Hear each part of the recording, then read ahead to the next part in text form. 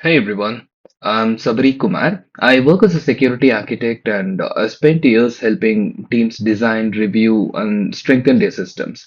Over time, I realized something simple but very important, right? Most security issues don't just start with tools, products, and fancy features. They all start with architecture, means they all start with some assumptions as well, right? So, this series is all about breaking down real world architectures, understanding how data actually flows, where trust really changes, and how attackers think about same diagrams we draw in our design meetings. So each month, I'll take one or two architectures, explain it in a practical way, and walk through the key security decisions that matters. By end of the series, you'll not only understand how to evaluate architectures, you'll understand how to think like a security architect. That's very important. So this week we'll start with the most fundamental architecture in application security, the classic three-tier web application. It actually looks simple, but almost every modern system is just a variation of this. So if you master analyzing this, you can access practically any architecture, right? So let's jump into that. So here's the high level layout, what you see here. First tier is the browser or the client, then the web tier, then the application tier, and finally the database tier. So you will see some load balancers, firewalls, private networks, everything in your real-time architecture in your organization. But the core idea always stays the same. So this structure is so common because it's easy to scale and easy to reason about, right? So, but the simplicity also makes team overly confident, and that's where the weakness actually creeps in. So let's talk about the trust boundaries here. Okay, so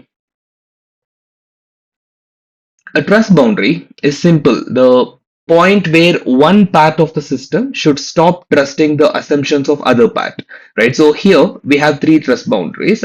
One is the internet to web tier to app tier, and app tier to database. So okay, to help you understand more, here comes.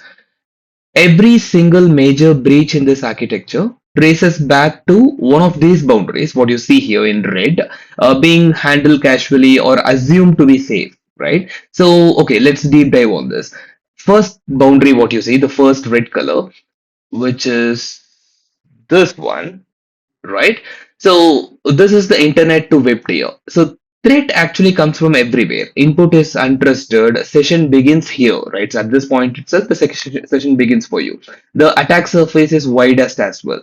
And then coming to the next one, the web tier to app tier. This is the most dangerous trust assumption usually.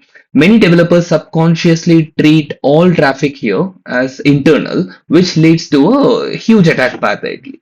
And then the final third one, what you see here, the third red boundary. So this is the app tier to database boundary, what I'm talking about. The database is where actual value is, right? So you have the data there. So data theft, modifications or corruption, and even like privilege escalation all happens in this boundary if it is weak. So security architecture analysis is nothing without understanding the data flows, right? So we always wanted to know from where to where the data flows and what type of data it is and all those things. So let's walk the request path here, right? So first thing to start with, browser to the web tier, right? So ideally the authentication starts here. The input validation should also happen here. TLS termination usually happens here at the stage itself, right? So and cookies, sessions, everything will get handled here. If validation is weak in this particular point, every later layer is going to suffer. And from this particular web tier, to the app tier, which I showed you in the diagram, right? So this is where implicit trust actually show up, right? So many architectures simply forward user input directly to the backend services. If the web tier is compromised through something simple like SSRF or a misconfiguration, the attacker essentially becomes the internal caller itself, right? And from there, ideally, it passes from the app tier to the database. So the app tier issues commands to the database usually, right? So this layer must enforce least privilege. If the app tier uses the overly broad DB permissions or say for instance runs as admin, the DB is gone, right? So the DB is finished. So data flow tell you one thing, where input enters, where trust is assumed, and where it is broken. Okay, now let's talk about the threat analysis part of it, where we all think like an attacker. Let's run a quick structured threat walk here, right? So let me introduce you three or four practical threats which can happen here. To start with, the injection attack. If a user reaches the user input reaches SQL or other interpreters without proper controls, right? The compromise is complete. So that's the injection attack all about. And also we talk about the broken authentication piece of it. Identify mishandling at the web tier leads to session hijacking or credential theft or privilege escalation, or there can be other ones as well, right? And then even we can talk about sensitive data exposure here.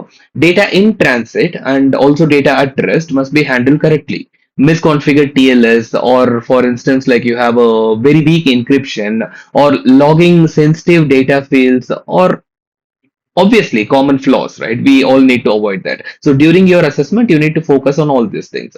And then the lateral movement part, what I have as lateral pivot here, if any tier trusts the previous tier too much, attacker can pivot deeper without any resistance.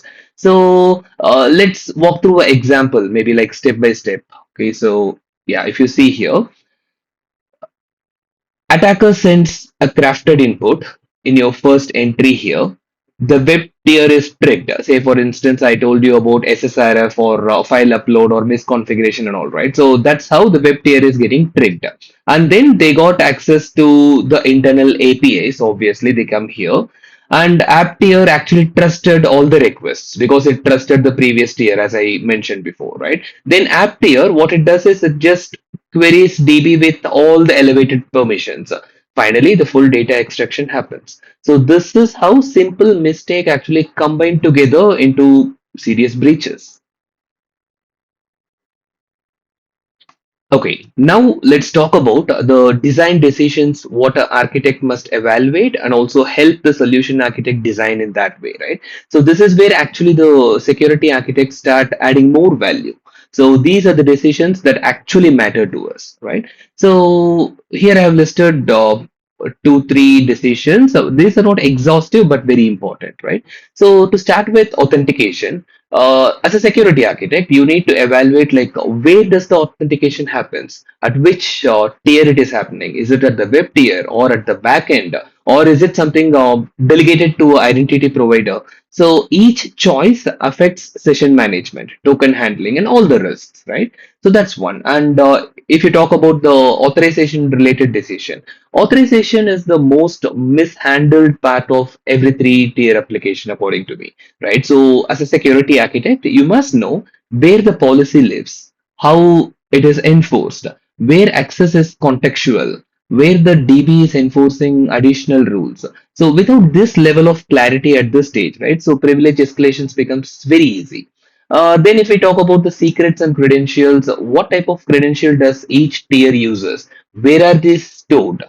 Who rotate these credentials? Does the application use these privileged DB accounts really? So database admin privileges in application code is actually a guaranteed catosphere, right? Now moving on, let's okay, we spoke about like logging and monitoring, right? So ideally, good logging is not logging everything. It is logging, for instance, your authentication attempts, your authorization decisions, unusual DB queries if you have any, all the input sanitization failures, unexpected network path. You need evidence of what the system is doing. So capture all those which are actually important, right? And then on the right, you see the network segmentation. So segmenting tiers is actually useful, right? But that's not going to be the silver bullet. I heard people saying like, we have network segmentation, so we are secured. That's not the case, right? A firewall actually reduces the noise, but not capability. So ensure the rules enforce only required port, only required direction. If it is ingress, only ingress. If it is outgress, only outgress, right? So let's think about that as well. And no tier skipping traffic. If something is skipping one tier and directly going to the other tier, don't do that. So keep the network simple, predictable and also intentional, right? So when you design something, everything should work in the intended way. Now, Now, I have a small security architecture review checklist here, right? So, just to read about that, first thing, identify the trust boundaries as we already did in the first. Then, document the data flow. We spoke about from where to where the data flows. So, understand that. Validate input handling at each tier, right? So, how exactly the input is handled, what type of input is coming inside and outside, right? So review authentication placement. We just discussed about that. Review the authorization logic and confirm least privilege DB access is there, right? So whatever least privilege is a concept in security where a privilege which is required to do that particular action, that's the only privilege what you're supposed to give. That's least privilege, right? And check secrets, whether it is stored in a proper way, whether it is rotated in a proper way based on your policies and all, and check the proper logging. We just discussed about what need to be logged, not everything, right? And finally, validate your network segmentation as well. So simple architectures fail for simple reasons. So complex architectures fail for the same simple reasons. So just in more places, right? So simple reasons will be there in more places. So master this three-tier review method and everything else is really going to be easier for you. Now, thanks for attending this and thanks for listening to me. Follow the Security Architects Playbook for more complex architectures and learnings in the future. Thanks, everyone.